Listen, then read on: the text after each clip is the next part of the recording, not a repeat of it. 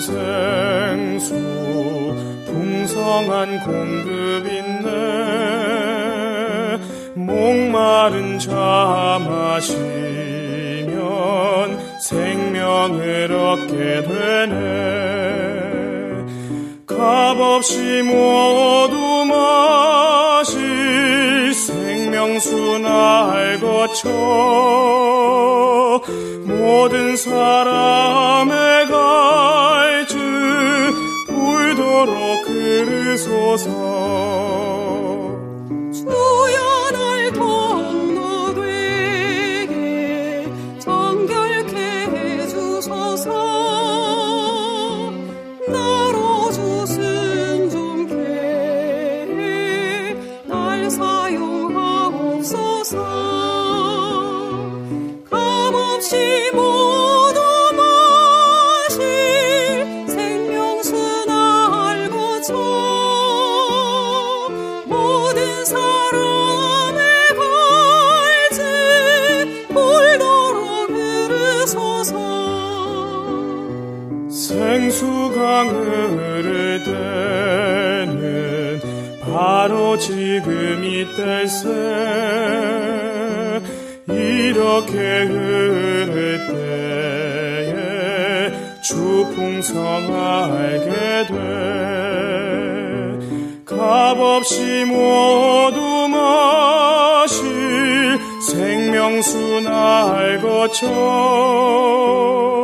모든 사람의 갈증 불도록 흐르소서.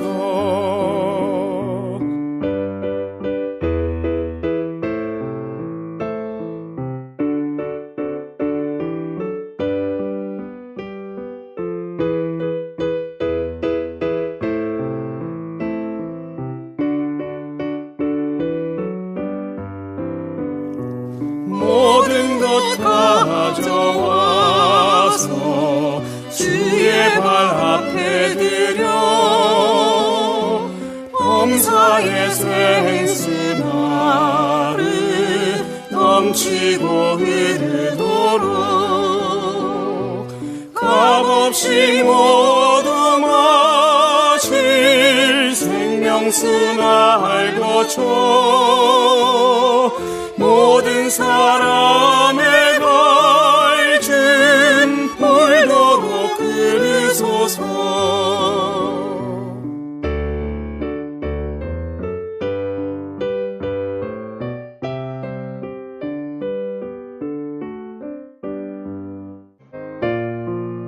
한국복음서원은 미국 복음주의 출판협의회 정회원인 LSM의 영적 서적을 번역하여 출판하는 출판사입니다.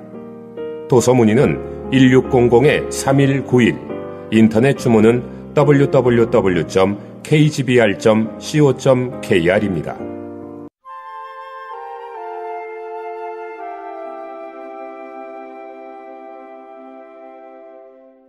부부 생활 가운데에서의 건축. 처신에 있어서, 행동에 있어서도 예의를 갖추어야 합니다. 물건은 쟁반에 받쳐 두 손으로 운반하는 것이 가장 좋습니다. 한 손으로 전달할 수밖에 없을 경우에는 태도라도 합당해야 합니다. 칼을 사람에게 줄 때에는 칼날 부분이 상대편에게 향하도록 주어서는 안 됩니다. 가위를 사람에게 줄 때도 날이 선 부분이 상대편에게 향하도록 건네지 마십시오. 사람에게 물건을 전해줄 때에는 던져서 주지 말고 직접 가져다 주어야 합니다. 가정에서는 특별히 이 점을 주의해야 합니다. 물건을 가져다 주는 것과 던져주는 것 사이의 시간 차이는 길어야 3초입니다.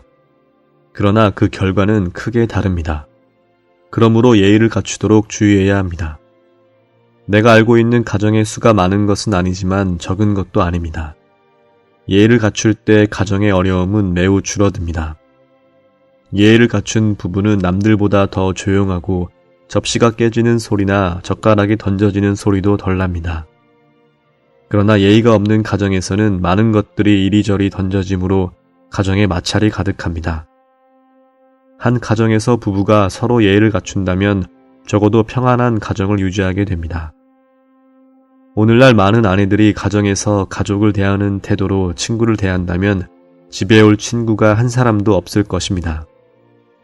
또한 많은 남편들이 가정에서 가족을 대하는 태도로 동료를 대한다면 함께 일하려는 사람이 아마 없을 것입니다. 그러므로 여러분은 형제들에게 그들의 아내가 그동안 충분히 참았다고 말해야 합니다. 곧 그들의 동료들이 견디지 못하는 것을 그들의 아내가 견뎌왔다고 말해야 합니다.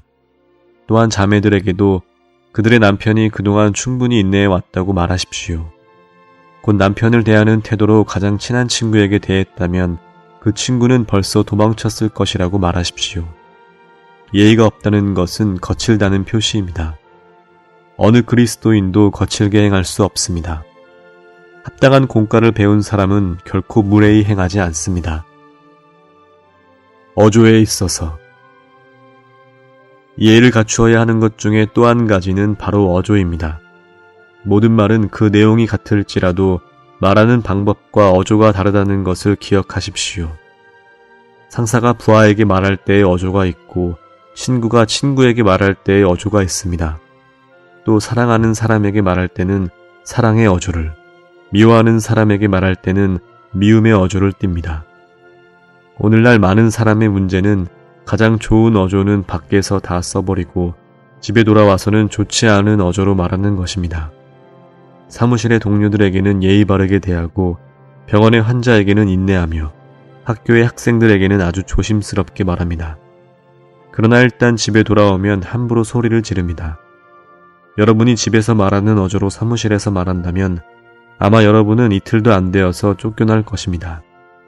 집안에서 예의 없는 거친 어조로 말한다면 가정은 결코 유지될 수 없습니다.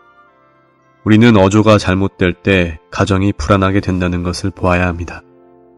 예의 없는 어조나 거친 어조나 교만한 어조나 자신을 불쌍히 여기는 어조나 순교자와 같은 어조나 자신을 사랑하는 어조 등을 결코 가정에 가져가지 마십시오. 만일 여러분이 집안에서 내는 어조를 다른 곳에서 낸다면 여러분은 사업과 직업에서 실패하고 말 것입니다. 여러분이 이런 어조를 가정에 가져가기 때문에 자연히 가정에 문제가 생깁니다. 그러므로 어조의 예의를 갖추기를 배워야 합니다. 사랑은 무례히 행하지 않는 것이기에 어조에 있어서도 무례히 행하지 않아야 합니다. 함부로 말하지 말아야 합니다. 가정생활에서 어조에 부주의하면 그 가정이 잘 되지 못한다는 것을 보게 될 것입니다. 사랑이 자라게 해야 함. 가정이 좋아지려면 반드시 사랑을 죽이지 말고 자라게 해야 합니다. 젊은이들은 자주 나에게 사랑도 죽을 수 있느냐고 묻습니다. 오늘 나는 사랑이 죽을 수 있고 쉽게 죽는다고 말하겠습니다. 사랑은 모든 유기물처럼 양육과 음식을 필요로 합니다. 사랑은 음식의 공급이 없을 때 즉시 죽게 됩니다. 여러분이 굶길 때 사랑은 죽게 되고 먹일 때 자라게 됩니다. 사랑은 결혼의 기초일 뿐 아니라 가정의 기초이기도 합니다. 사랑은 두 사람을 결혼하도록 이끌 뿐 아니라 두 사람을 가정에 머물게 합니다. 만일 여러분이 양육을 잘한다면 사랑은 매우 쉽게 자랍니다. 그렇지 않고 여러분이 굶긴다면 사랑은 아주 쉽게 죽습니다. 많은 사람은 사랑 때문에 결혼합니다. 그러나 결혼 후에 그들은 그들의 사랑을 굶기려고 작정을 했기 때문에 그들의 사랑은 점점 죽어갑니다. 사랑이 없는 결혼은 고통스럽지만 사랑이 없는 가정은 더욱 고통스럽습니다. 젊었을 때나 중년이 될 때까지는 가정에 사랑이 없는 것의 심각성을 느끼지 못하겠지만 노년 때에는 사랑이 없는 여러분의 가정이 얼마나 형편없고 냉랭한 가정인지를 보게 될 것입니다. 그 차이는 참으로 큽니다. 그러므로 중년이 되기 전에 여러분의 가정에 사랑을 공급해야 합니다. 사랑을 키우도록 방도를 구하십시오. 그리하면 자연히 가정에 사랑이 충만하게 됩니다. 내가 상하이에 있을 때 나는 항상 가족과 연락을 주고받았고 또한 내가 여행을 갈 때에도 언제나 가족과 연락을 유지했습니다. 가정의 문제는 대부분 매우 작은 일들, 곧 주변인들이나 친구들에게는 사소한 일로 여겨지고 하찮게 여겨지는 일로 다투는 것 때문에 생깁니다. 그런 사소한 일들이라도 매일 빈번하게 일어난다면 언젠가는 상대방의 인내가 다 소모되고 그 가정에는 즉시 심각한 문제가 발생하게 됩니다. 그러므로 여러분은 두 사람이 동거하는 것이 아주 섬세하고 어려운 일임을 하나님 앞에서 보아야 합니다. 결코 함부로 해도 된다고 생각하지 마십시오. 여러분이 대수롭지 않게 여기는 일이 바로 다른 사람이 미워하는 일일 수도 있습니다. 상대방은 여러분이 정신적인 학대를 하고 있다고 생각할 것입니다. 이기적이지 않아야 함. 또 한 가지 아주 중요한 조건은 바로 이기적이지 않아야 하는 것입니다. 만일 여러분이 이미 결혼했다면 결혼한 사람답게 살아야 합니다. 여러분은 결혼하지 않은 사람인 것처럼 살아서는 안 됩니다. 고린도전서 7장은 결혼한 사람은 상대방의 기쁨을 구한다고 말합니다. 이기주의가 가정 문제의 가장 큰 요인일 것입니다. 그러므로 이기주의가 아주 큰 문제임을 보아야 합니다. 우리는 상대방의 느낌을 감지하고 상대방의 고통과 기쁨을 만지며 상대방이 두려워하고 미워하는 것을 알며 상대방의 문제와 경향을 알기를 배워야 합니다. 자기 중심적인 사람은 좋은 남편이 될 수 없고 좋은 아내가 될 수 없습니다. 자기 중심적인 사람은 다 이기적인 사람입니다. 사실대로 말하면 자기애야말로 가장 자기 중심적인 것입니다. 우리는 결혼의 기본 조건이 희생이며 희생이란 상대방의 기쁨을 구하는 것임을 알아야 합니다. 만일 상대방의 기쁨을 구하려고 한다면 주관적이지 않고 객관적이기를 배워야 합니다. 여러분의 기쁨을 구하지 말고 상대방의 기쁨을 구해야 합니다. 상대방의 기쁨을 찾기를 배우고 상대방의 뜻을 이해하기를 배우며 상대방의 관점을 이해하기를 배워야 합니다. 상대방 편에 서서 상대방을 이해하기를 배워야 하며 상대방 편에 서서 상대방을 생각해야 합니다. 가능한 범위 내에서 여러분의 느낌을 희생하고 여러분의 의견과 관점을 희생하기를 배워야 합니다. 남을 이해하고 자신을 부인하며 사랑을 구하십시오. 만일 이렇게 한다면 가정에는 문제가 줄어들 것입니다. 많은 남자들은 결혼한 후에 가정에서 다른 것은 생각하지 않고 온 우주가 자기를 둘러싸고 있는 것처럼 자신을 우주의 중심이라고 생각합니다. 아내를 얻어 집으로 데려온 것도 자신의 생활의 편리와 이익을 위해서라고 생각합니다. 이런 가정에는 결국 문제가 생기고 맙니다. 아내 또한 자기를 우주의 중심으로 여겨 모든 사람이 마땅히 자기를 위하여 살아야 하고 자기를 기쁘게 해야 한다고 생각한다고 합시다. 그녀는 자기의 노예로 만들 목적으로 사람을 찾을 것입니다. 그녀는 모든 사람이 자기 주위에서 자기를 중심으로 삼는다고 생각합니다. 그녀는 남편을 찾는 것이 아니라 노예를 찾는 것입니다. 여기서 여러분은 이 결혼이 즉시 실패라는 것을 보게 될 것입니다. 이런 결혼은 이기적인 결혼입니다. 형제 자매들은 이것을 주의해야 합니다. 그렇지 않을 때 가정은 파괴됩니다. 상대방에게 자유와 비밀과 사유물을 허락해야 함. 가정에서는 또한 상대방에게 충분한 자유와 비밀과 사유물을 허락해야 합니다.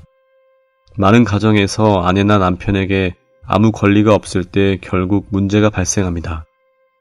한 가정의 남편과 아내는 사람이 이 세상에서 어떤 부류의 사람을 다 사랑해도 빌립보의 간수만은 사랑하지 않는다는 기본적인 사실을 기억해야 합니다.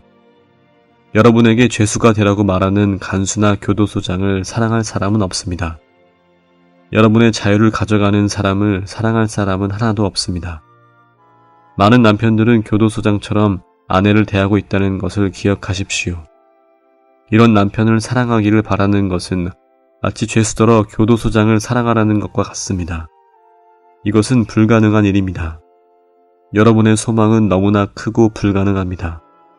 교도소장 같은 아내는 남편이 자신을 사랑하기를 바라지 마십시오.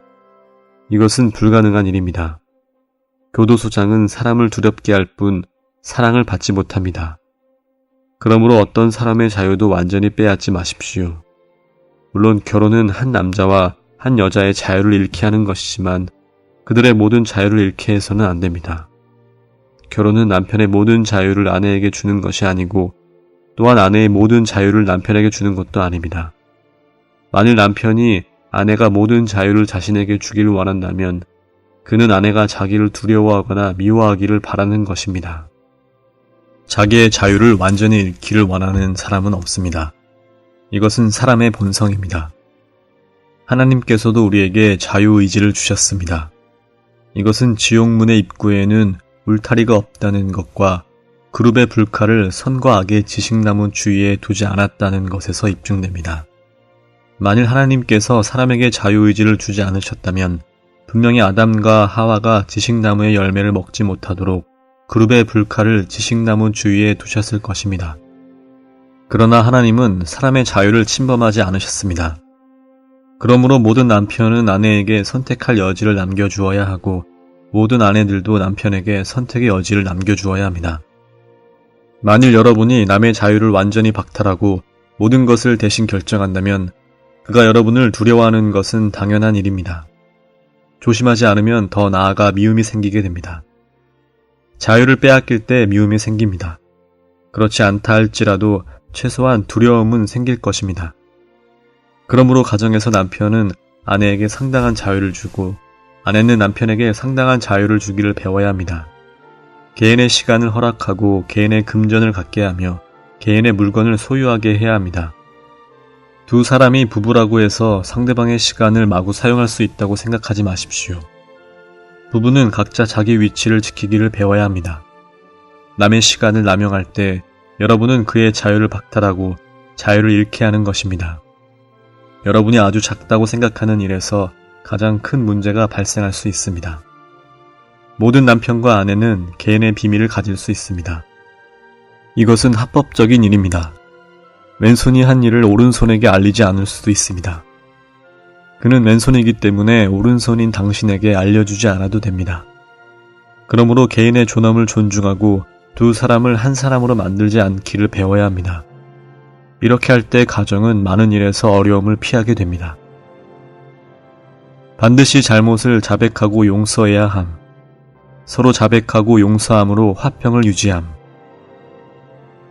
골로새서 3장 13절에서 바울은 서로 짊어지고 서로 용서하는 것에 대해 말합니다.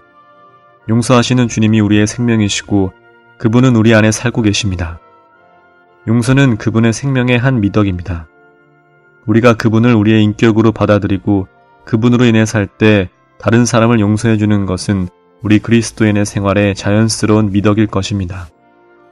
이것은 당신의 가정생활, 특히 당신의 결혼 생활에 적용되어야 합니다.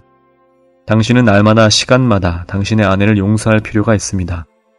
이것은 당신이 당신의 사랑스러운 아내가 당신에게 행한 모든 것을 잊어버린다는 뜻입니다. 당신이 모든 허물을 잊어버린다면 당신의 아내는 항상 사랑스럽게 될 것이고 당신은 좋은 가정생활을 갖게 될 것입니다. 그러나 그녀가 당신에게 행한 두세 가지 일이라도 기억한다면 즉시 그녀가 사랑스럽지 않을 것입니다. 당신은 용서하고 잊어버릴 필요가 있습니다.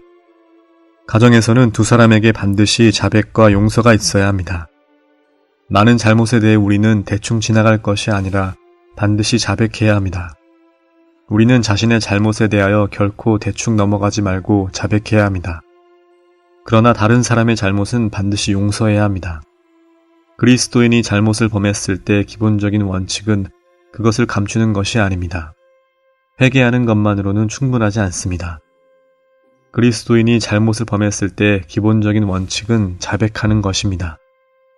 그리스도인이 잘못을 범했을 때 덮어놓고서 다음에 하지 않으면 되는 것이 아닙니다. 이런 사람은 그리스도인이라 할 수 없습니다. 그리스도인이 잘못을 범할 때에는 어떤 일에서 자신이 잘못했는지를 시인해야 합니다. 그러므로 잘못한 일에 대하여는 반드시 모두 자백해야 합니다. 매번 부부 사이에 문제가 생길 때마다 회개하여 그 일에서 자신이 잘못했다고 시인해야 합니다. 여러분이 잘못했을 때에는 이렇게 잘못을 시인해야 합니다. 그러나 상대방이 잘못했을 때에는 어떻게 해야 합니까? 다른 그리스도인과의 관계에서처럼 대해주어야 합니다. 누가 잘못했을 때에는 용서하기를 배워야지 추궁하거나 계산해서는 안 됩니다. 사랑은 계산하지 않습니다. 이 말은 사랑은 사람의 악을 계산하지 않는다는 의미입니다. 사람의 죄를 하나하나 기억하지 말고 하나님 앞에서 용서하기를 배워야 합니다. 일단 용서한 것은 잊어버려야 하고 일단 용서한 것은 한쪽에 제쳐놓아야 합니다. 베드로가 장부를 계산하듯이 이것이 몇 번째 잘못이라고 계산해서는 안 됩니다. 몇 번째인지 계산할 때 여러분에게는 용서가 없다는 것을 보게 될 것입니다. 합당한 용서는 횟수를 계산하지 않습니다. 용서할 때 문제는 끝납니다. 그러므로 가정이 좋아지려면 반드시 용서가 있어야 합니다. 반드시 두 사람은 함께 하나님 면전에서 살아야 함. 가정의 문제를 해결하고 합당한 가정 생활을 유지하려면 가정의 공동 생활을 개선하고 적극적인 면을 실행해야 합니다. 자녀가 있는 부모는 함께 기도하는 시간과 함께 하나님을 기다리는 시간과 영적인 것을 함께 교통할 시간을 많이 가져야 합니다. 많은 때에 함께 기도하고 교통할 수 있어야 합니다. 특히 자녀가 있는 부모들은 더욱 하나님 앞에 나아갈 기회를 찾아야 합니다. 좋은 가정을 가지려면 두 사람이 반드시 하나님의 면전에서 살아야 합니다. 하나님 앞에서 살지 않을 때 가정에는 문제가 생기게 됩니다. 우리는 믿는 이들인 까닭에 하나님 앞에 나아와서 볼 수 있습니다. 여러분은 하나님께서 사람을 두 무리로 나누신다는 것을 알 것입니다. 한 무리는 아담 안의 사람이고 다른 한 무리는 그리스도 안의 사람입니다. 만일 우리 형제 자매들이 다 그리스도 안에라는 이 위치에 선다면 여러분은 이 부부, 곧 이 가정에 문제가 생기지 않는 것을 볼 것입니다. 그러나 만일 다른 것 안에, 즉 아담 안에 산다면 이 부부는 문제를 일으키지 않을 수 없으며 이 가정은 문제를 일으키지 않을 방법이 없습니다. 부디 가정에서 여자는 집을 잘 돌보고 남자는 일을 잘하면 된다고 생각하지 마십시오. 영적인 것이 집회에서 필요한 것만큼 가정에서도 필요합니다. 집회 생활의 어떠함이 영성과 관계가 있듯이 가정 생활의 어떠함도 영성과 관계가 있습니다.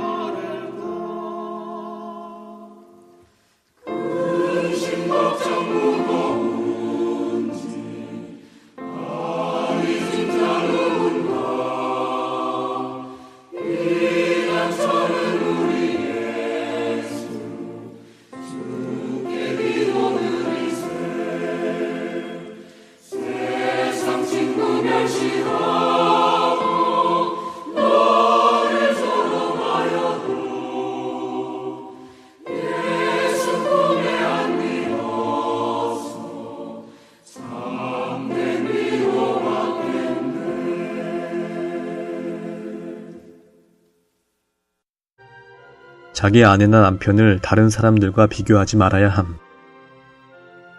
대부분의 아내들은 다른 사람의 남편은 귀하게 여기고 존경합니다. 그래서 바울은 아내들에게 남편들이 어떤 종류의 사람이든 자기의 남편에게 복종할 것을 권면합니다. 아내들이 자기 남편에게 복종해야 한다는 바울의 말은 아내들이 자기 남편을 다른 사람의 남편들과 비교하려는 경향이 있음을 지적하고 있습니다. 남편들도 자기 아내에 대해 그렇게 할지 모릅니다. 만일 우리에게 은혜가 부족하고 하나님의 비단에서 살지 않는다면 우리는 그런 비교를 할 수도 있습니다. 이것은 결혼 생활을 손상시키려는 사탄의 교활함입니다. 약혼을 했을 때는 자기가 결혼하려고 하는 사람이 최고라고 생각했을 것입니다. 그러나 그와 결혼하고 나서 당신은 그를 다른 사람들과 비교하기 시작했을 것입니다. 그러므로 바울은 아내들에게 자기 남편에게 복종하고 비교하지 말라고 권면합니다. 같은 원칙으로 바울은 남편들을 언급할 때에도 자기 아내를 사랑하라고 권면합니다. 이것은 그들이 자기 아내를 남의 아내와 비교하지 말아야 함을 가리킵니다. 우리는 반드시 그렇게 비교하는 것들을 미워해야 합니다. 그 비교들은 원수인 사탄에게서 나온 것이며 별거나 심지어는 이혼으로까지 이끌고 갈 수 있습니다. 만일 우리가 하나님의 부르심에 합당한 삶, 즉 빛과 사랑 안에서 진리에 따라 은혜에 의해 살고 싶다면 우리의 남편이나 아내를 다른 사람들과 비교하지 말아야 합니다. 서로 요구하거나 자극하거나 유죄 판결하지 않고 다만 생명을 공급하고 진리를 가르침. 나는 가장 자극받기 쉬운 곳이 가정이라고 생각합니다. 나는 세상에서 가정만큼 쉽게 자극을 받는 곳은 없다고 생각합니다. 가정 안의 가장 큰 문제는 남편이 아내의 급한 성질을 탓하고 아내는 남편의 급한 성질을 탓하는 것입니다. 어떤 아내는 남편의 성질이 급하다고 탓합니다. 그러나 남편은 아내가 자기를 성질이 급하게 만들었다고 탓합니다. 그러므로 이 일을 반드시 잘 처리해야 합니다. 이러한 일을 만날 때마다 우리는 반드시 상대방이 나를 급하게 하는지 아니면 내가 상대방을 급하게 하는지를 보아야만 합니다. 화를 내는 것이 죄를 짓는 것일 뿐만 아니라 다른 사람으로 화를 내게 하는 것도 죄를 짓는 것임을 기억하기 바랍니다.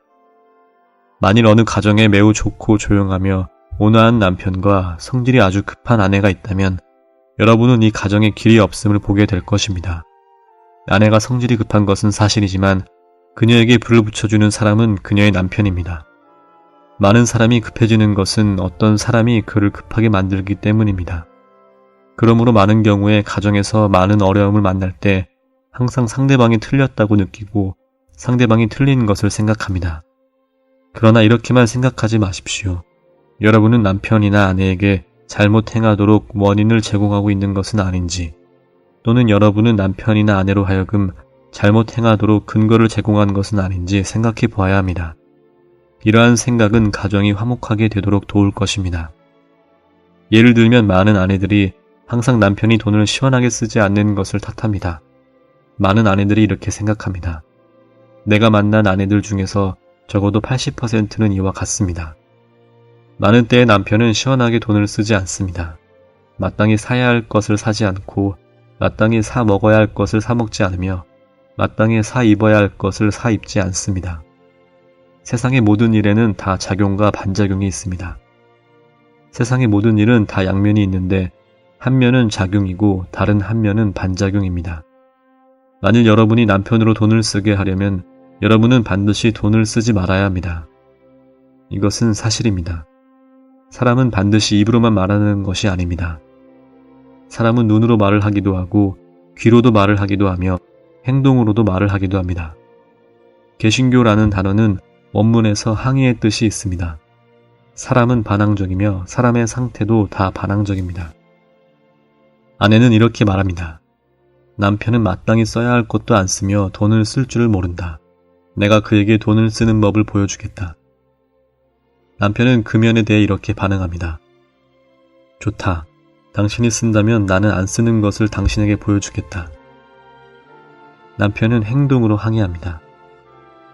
그가 안 쓰는 것은 항의의 표시이며 그녀가 쓰는 것도 항의의 표시입니다.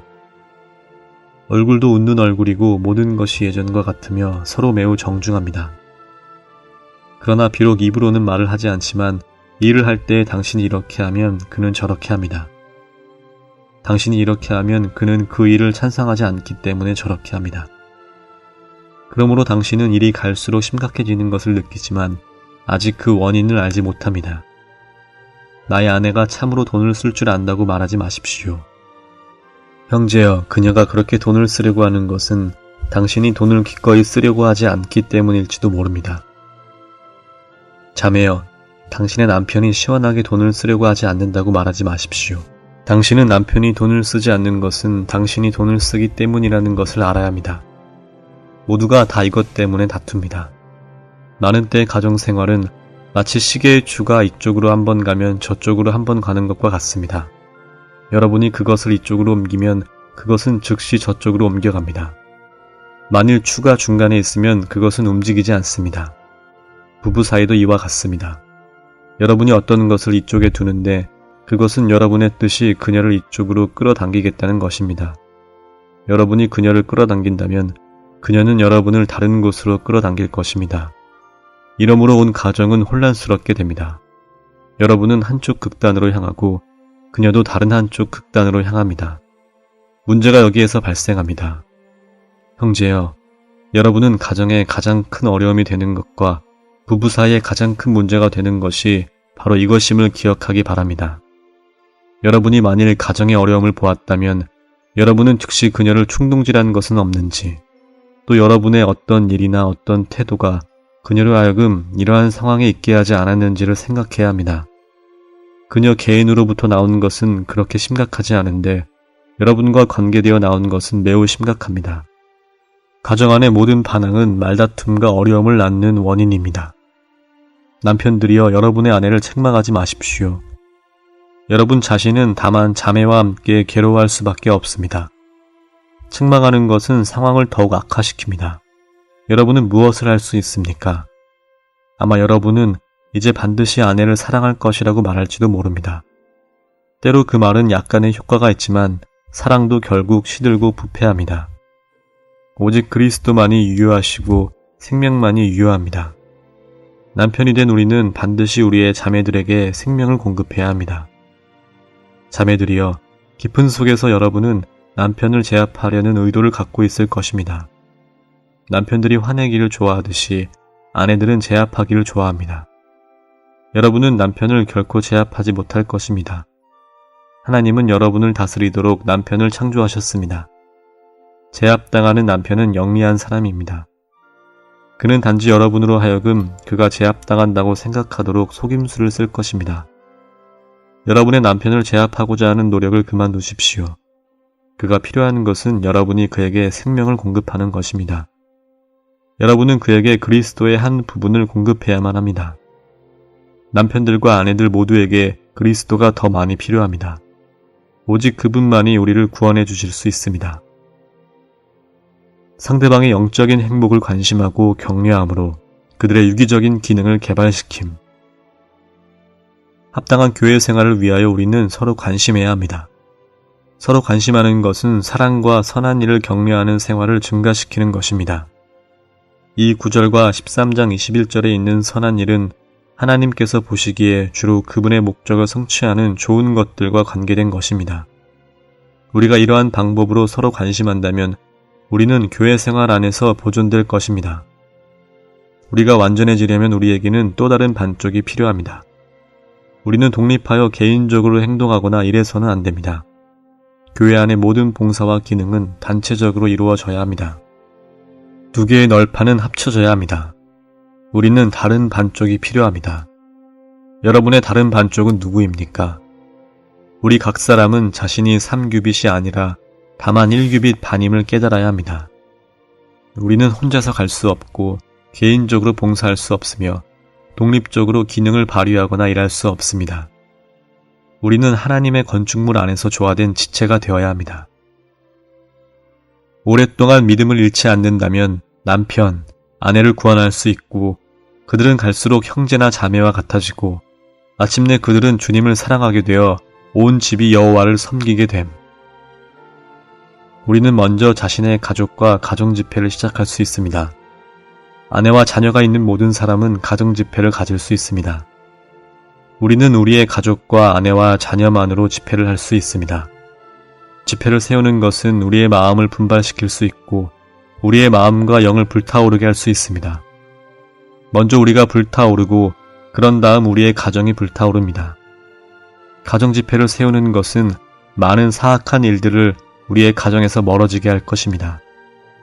고린도전서 7장 13절과 14절에서 바울은 또 어떤 아내에게 믿지 않는 남편이 있는데 남편이 아내와 함께 살기를 좋게 여기거든 그 남편을 버리지 마십시오. 왜냐하면 믿지 않는 남편이 아내로 말미암아 거룩하게 되고 믿지 않는 아내가 그 형제로 말미암아 거룩하게 되기 때문입니다. 그렇지 않다면 여러분의 자녀들이 깨끗하지 않을 것입니다. 그러나 이제 그들은 거룩합니다 라고 말합니다. 16절에서 바울은 아내가 그녀의 남편을, 남편이 그의 아내를 구원할 가능성을 말합니다. 여기서 우리는 결혼 안에 남아있으므로 믿지 않는 배우자를 구원할 수 있다는 원칙을 갖습니다. 이것은 불신자와 결혼한 믿는 이가 그 결혼을 포기하려고 해서는 안 된다는 것을 의미합니다. 그의 신분을 바꾸기를 구하는 대신 그는 안 믿는 상대편을 구원하기 위하여 결혼 생활을 유지해야 합니다. 14절에서 바울은 믿지 않는 남편이 아내로 말미암아 거룩하게 되고 믿지 않는 아내가 그 남편으로 말미암아 거룩하게 되는 것에 대해 말합니다. 거룩하게 된다는 것은 하나님의 목적을 위해 하나님께 속하도록 분별되는 것입니다.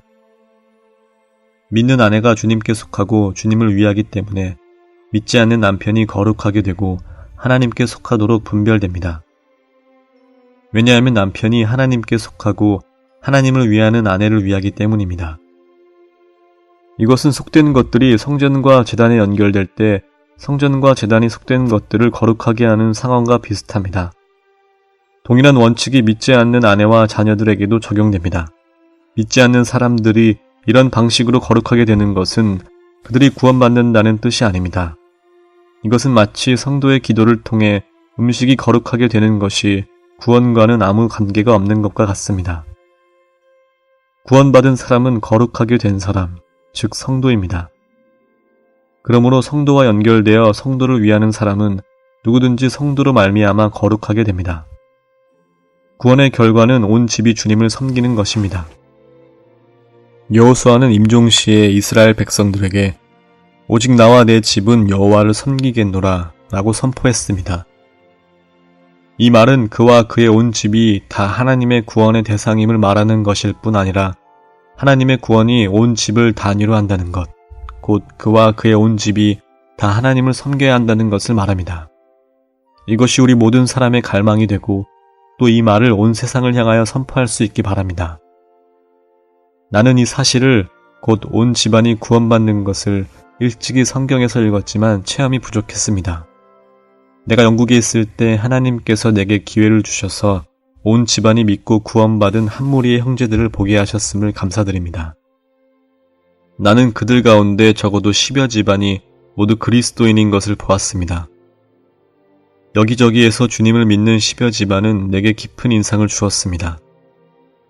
하나님은 사람의 믿음대로 이루어 주십니다. 그들은 참으로 다 집안별로 구원을 얻었습니다. 주 예수님을 믿으십시오. 그러면 그대와 그대의 집안 식구가 구원을 받을 것입니다. 라는 이 말씀대로 그들 가운데 한 집안도 예외 없이 아버지와 어머니와 자녀들이 다 믿었습니다. 나는 그들 각 집안과 대화를 가져본 후에 매우 놀랐습니다. 나는 구원의 기쁨이라는 유명한 책을 쓴 커팅 씨를 만나기 위해 어떤 지방에 간 적이 있었습니다. 이 세상에서 출판 부수가 가장 많은 책이 성경이고 그 다음이 구원의 기쁨이라는 책입니다. 이 책은 크기가 작지만 전 세계적으로 가장 많이 인쇄된 소책자입니다. 내가 커팅 씨를 만나러 갔을 때 그는 80세였는데 수염도 많고 머리카락이 다 휘었습니다. 그때 그는 침대에 누워 있었고 생각도 그리 분명하지 않았습니다. 내가 그를 만나러 갔을 때 그는 내게 이렇게 말했습니다. 네 형제님, 나에게 그분이 없으면 안 되고 그분께도 내가 없으면 안 됩니다. 그는 주님과 이러한 교통을 갖고 사는 사람이었습니다. 또한 커팅 씨의 집안에는 식구들이 80여 명이나 있었는데 구원받지 않은 사람이 한 사람도 없었습니다. 그의 아들들과 며느리들과 손자, 손녀들과 조카와 증손, 나이 많은 사람이든 어린 사람이든 남녀를 막론하고 구원받지 않은 사람이 없었습니다. 커팅 씨는 주 예수님을 믿으십시오. 그러면 그대와 그대의 집안 식구가 구원을 받을 것입니다. 라는 말씀을 믿었기 때문에 그의 온 집안이 구원을 얻은 것입니다. 나는 새로 믿은 형제 자매들이 이것을 중요시하기 바랍니다. 여러분은 구원을 얻자마자 집안 식구들을 모아서 오늘부터 나의 집은 하나님께 속한다라고 선포해야 합니다. 그들이 실제로 하나님께 속했든 속하지 않았든 그렇게 선포해야 합니다. 그들이 찬성하든 반대하든 그렇게 선포해야 합니다. 여러분이 가장이라면 반드시 그렇게 해야 합니다. 동시에 고삐를 잡고 여러분의 집안이 하나님을 섬길 것임을 말하십시오. 내가 여러분에게 말하지만 믿음으로 이렇게 서 있을 때에 이 일은 성취될 것입니다. 개인을 구원하는 것과 가족을 구원하는 것에는 큰 차이가 있습니다. 내가 형제 자매들에게 말하거니와 결코 여러분의 자녀들을 그냥 내버려 두지 마십시오. 개신교의 한 가지 실패는 집안의 다음 세대를 그냥 내버려 두고 그들에게 종교의 자유를 용납했다는 점입니다. 천주교는 복음을 전하지 않아도 그들이 낳은 자녀들만 하더라도 우리보다 그 수가 많습니다. 여러분은 천주교인들이 구세군처럼 길가에서 복음을 전하는 것을 본 적이 있습니까? 없습니다. 그들은 다만 한 세대 한 세대로 이어져 둘에서 넷, 넷에서 여덟부로 늘어난 것입니다. 천주교를 믿는 사람의 자녀들은 곧 천주교인입니다. 그들은 밖에서 추가되는 것을 주의하지 않습니다. 무릇 그 안에 태어난 사람이라면 그들이 진심으로 믿든 거짓으로 믿든 그들의 무리에 속합니다. 그래서 오늘날 천주교인들이 개신교인들보다 3배나 더 많습니다. 그러므로 결코 풀어놓음으로써 우리의 자녀들을 세어나가게 하지 마십시오. 내가 다시 말하거니와 갓 믿은 사람은 믿자마자 이렇게 선포해야 합니다. 나의 가족은 주님께 속한다. 나 한 사람만 주님께 속하지 않고 나의 가족 모두가 주님께 속한다. 여러분이 이 선포를 붙잡을 때 이 선포는 여러분에게 이루어집니다. 여러분은 집에서 자주 나와 내 집안은 여호와를 섬긴다. 이 집안에 사는 너희들은 다 여호와를 섬겨야 한다. 한 사람도 남김없이 주님 앞으로 이끌려야 한다라고 선포해야 합니다. 여러분이 집에서 이렇게 생활한다면 여러분의 집안 식구들은 반드시 하나님을 섬길 것입니다. 결국 그들은 주님 앞으로 나올 것이고 한 사람도 잃어버리지 않게 될 것입니다. 온 집안이 구원을 얻는 것은 가장 큰 원칙 중에 하나입니다. 여러분이 구원을 얻을 때 여러분의 온 집안도 구원을 얻게 됩니다. 여러분이 이 일에 있어서 하나님 앞에 서 있다면 여러분의 집안도 하나님 앞에서 변하게 될 것입니다. 우리 모두가 이것을 주의하기 바랍니다. 이것은 특별히 축복받을 일입니다. 이렇게 할 때 더 많은 사람들을 주님 앞으로 인도하게 됩니다.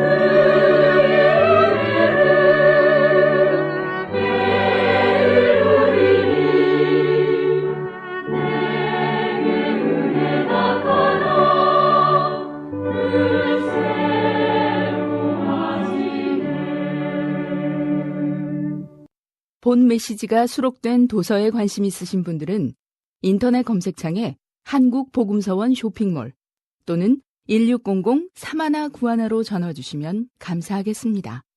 리디북스에서 전자책으로도 구입이 가능합니다.